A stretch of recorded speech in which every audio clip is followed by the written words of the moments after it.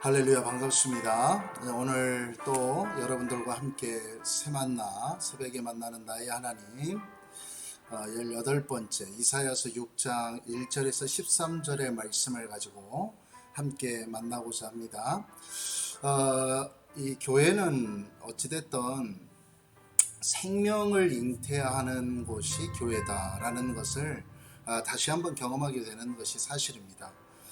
사실 교회가 교회로서의 존재감을 이루는 것은 하나님의 복음이 전파되어지고 그 하나님의 복음에 전파되어진 그 하나님의 복음을 통하여서 그리고 그 복음을 받아들이고 믿고 하나님의 백성이 되어져 가는 거죠. 우리 교회에도 이제 한 성도분이 지금 이제 학습 교육을 시작했습니다. 아직 여러 가지로 아무것도 잘 모르겠다, 신앙에 대해서 잘 모르겠다 하시는데 용어가 어떻게 되는지도 잘 모를 정도예요.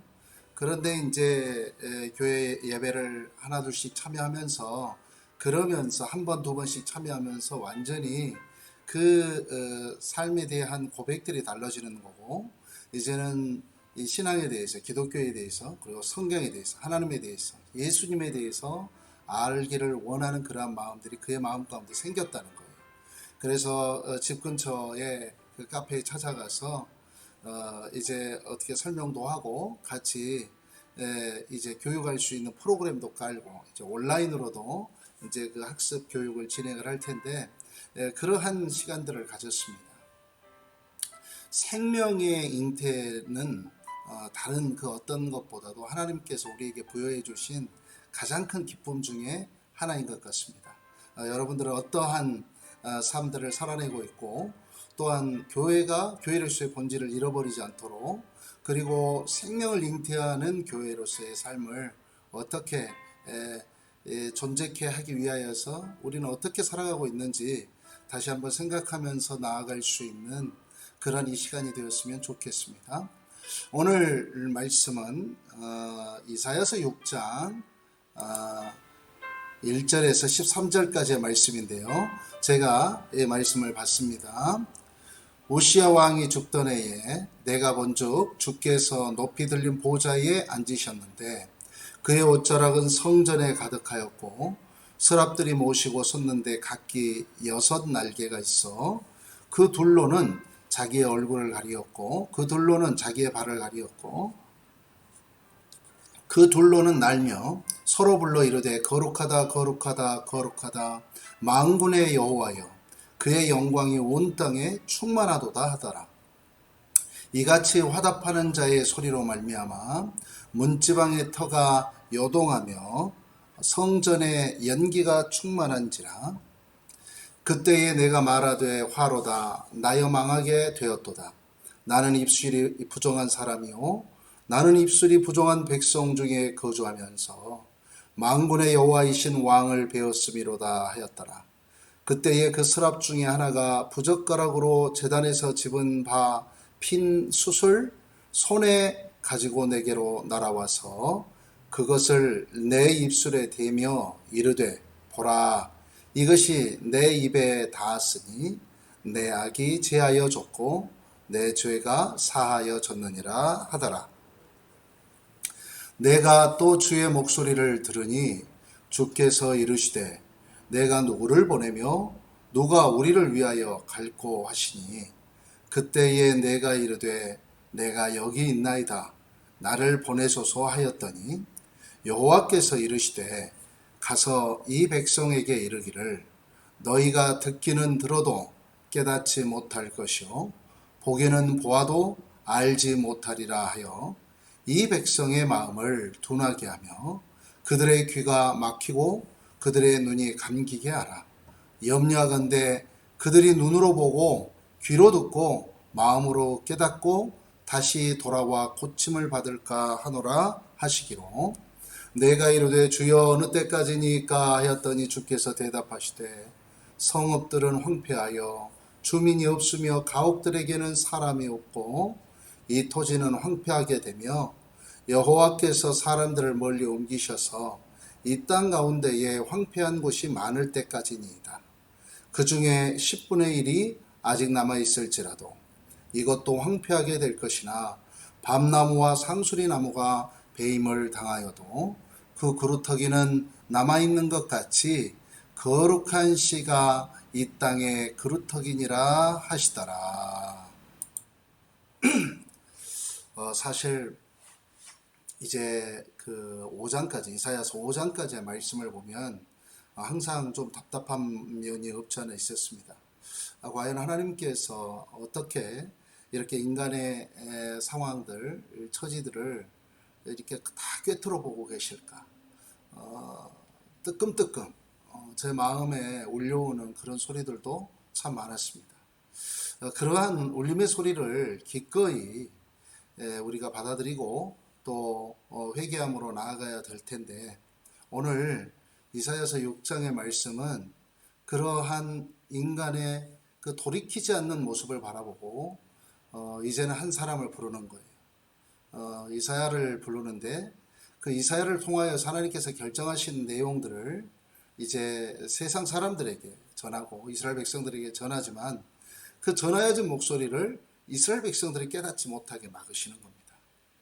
이게 얼마나 무서운 것 중에 한 가지인지 모르겠어요. 죄 용서의 주권이 사실 누구에게 있습니까? 하나님께 있습니다. 죄 용서의 주권은 하나님께 있는 것이고, 우리는 죄를 깨닫고 그 하나님으로부터 용서함을 받아야 되는 거예요. 오늘 말씀 가운데에 보면은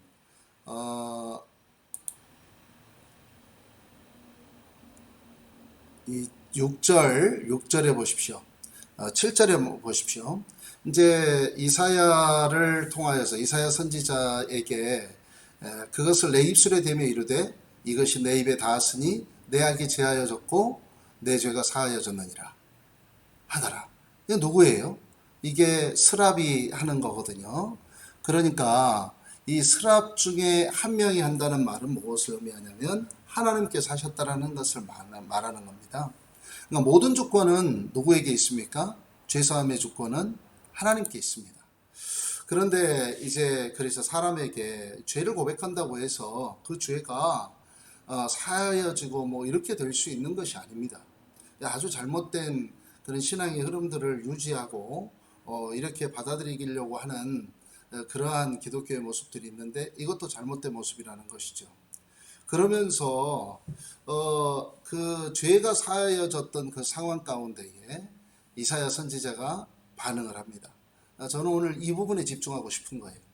이사야 선지자가 어떻게 반응합니까? 하나님의 죄사함에 감사합니다. 그리고 그 죄를 사하여 주신 하나님께 감사하여서 이사야는 이스라엘의 하나님의 뜻을 전할 메신저로 자신을 보내달라고 말씀을 하는 거예요. 그래서 6절과 7절의 그 상황에 감사해서 이제 그가 8절에 반응하는 것입니다. 사실 요즘은 개인의 신앙이 너무나 고착화가 되어져 버리는 게 사실인 것 같아요.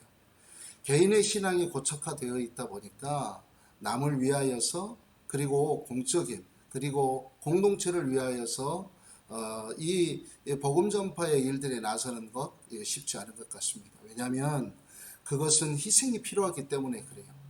우리 기독교가 원래 희생의 종교고 섬김의 종교인데, 요즘 그리스도인들은 그런 부분들이 많이 없어져 버렸습니다. 이것은 우리가 대단히 좀 심각하게 받아들여야 될 문제일 것 같습니다. 개인의 신앙화에만 집중되다 보면 공동체 전체가 뒤바뀌어지고 전체가 회심하고 이 전체가 회개하고 하나님께 돌아서는 것은 어려워지는 것이 사실입니다. 개인주의적인 신앙생활화가 되어지는 이때에 우리도 이사야와 같이 하나님, 저를 보내주십시오. 저를 이스라엘 백성들을 위하여서 보내주십시오. 제가 이스라엘 백성들에게 하나님의 말씀을 전하겠습니다. 물론 오늘 본문의 후반부에 보면은 하나님께서 이스라엘 백성들이 아무리 네가 외치고 네가 하늘의 뜻, 이 하나님의 뜻, 나 여호와의 뜻을 네가 선포한다 할지라도 이스라엘 백성들의 귀를 막을 것이다라고 말씀하십니다만, 그러나 그것은 하나님께서 하실 일이에요. 정말 중요하게 받아들여야 될 한 가지는 무엇이냐면 이사야가 어떻게 반응했냐 이겁니다. 사랑하는 여러분, 오늘 하루가 시작되었습니다. 이 하루가 시작되어지는 이때에 우리는 어떻게 반응할 겁니까? 우리는 하나님의 부르심에 어떤 모습으로 반응해야 될 것인지 다시 한번 점검해보는 이 하루가 되어야 되지 않겠습니까? 하나님께서 나를 보내시면 하나님께서 나에게 죄를 용서해 주시고 나의 죄를 사하여 주시고 나를 주의 자녀로 부르시고 주의 제자로 부르시고 하나님의 자녀로 부르셨다면 우리는 그것에 대해서 만족만 하고 감사만 하고 있을 것이 아니라 공동체를 위하여 그리고 이 시대를 위하여 이 사회를 위하여 기꺼이 주의 복음을 전하고자 자원하는 마음으로 나아설 수 있는 그러한 모습들이 우리 가운데 필요한 것입니다. 그 모습의 출발들, 그 하루가 바로 오늘이 되어질 수 있었으면 좋겠습니다. 그래서 우리 마음 가운데 그런 기도를 했으면 좋겠어요. 하나님, 저를 보내주십시오. 내가 가겠습니다. 내가 공동체를 위하여 주의 복음을 위하여 기꺼이 나 개인만의 신앙을 위하여 나아가는 것이 아니라 주의 복음 위하여서 달려나가겠습니다. 이렇게 고백하는 저와 여러분이 될 수 있기를 간절히 소망합니다. 오늘 본문을 근거로 하여서 찬송이 하나 만들어져 있죠. 저는 참 이 찬송을 부르면 도전이 되는 것 같습니다. 바로 익은 곡식 거둘 자가, 이 전도와 같은 전도에 대한 찬송인데요. 또 이 찬송을 이 아침에 함께 우리가 불렀으면 좋겠습니다. 자,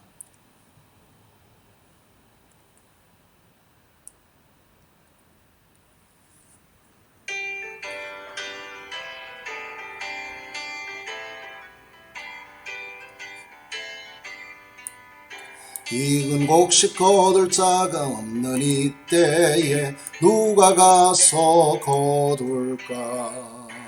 내가 어찌 게으르게 앉아 있을까? 어서 가자 밭으로 보내주소서.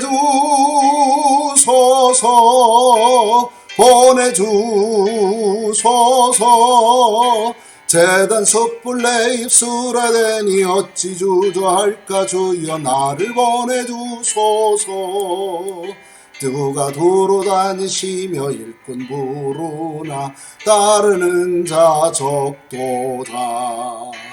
보라 주의 사랑하는 익은 곡식을 어서 거두러 가자. 보내주소서.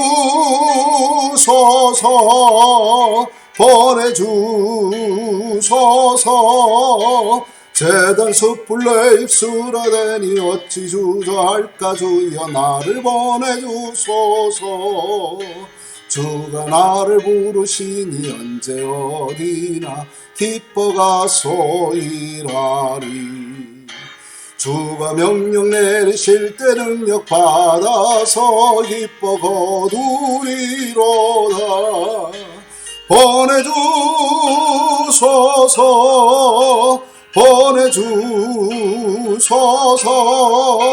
제단 숯불내 입술에 대니 어찌 주저할까? 주여 나를 보내주소서.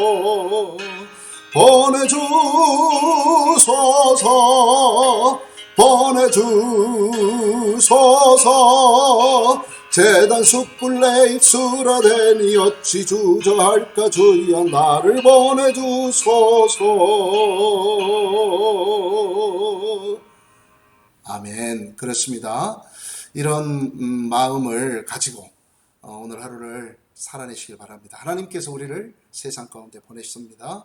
그리고 우리가 이 세상 가운데에서 어떤 모습으로 또 살아내야 될지 다시 한번 점검하면서 나아가실 수 있기를 바라면서요.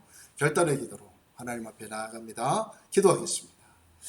하나님, 오늘 우리를 이곳에 보내주시고 이 땅에 우리를 세워주시고 이끌어주심을 감사합니다. 하나님의 백성으로 서게 하신 주의 백성들, 하나님께서 정말 이 땅에 보냄받은 자로서의 사명감을 가지고 나아가게 하여 주시옵소서.